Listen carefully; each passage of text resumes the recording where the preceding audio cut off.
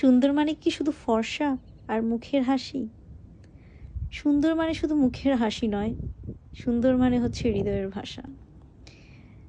চেহারা নয়, মন যদি আলোকিত হয় তাহলেই আপনি সুন্দর। আচরণই আসল পরিচয়।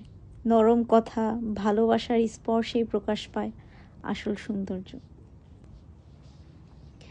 জীবনে শিখছি প্রতিদিন কিভাবে একজন ভালো মানুষ হওয়া যায়। বাহ্যিক রূপ তো ক্ষণিকের, কিন্তু ভালোবাসা ও আর আচরণ চিরন্তন। ভালো থাকতে চাই নিজের মতো, ভালোবাসতে চাই নিঃস্বার্থভাবে, আর সুন্দরভাবে বলতে চাই মনটাকে ভালো থাকুক, নিজেকে সুন্দর করুক, নিজের মনকে সুন্দর করুক আরো।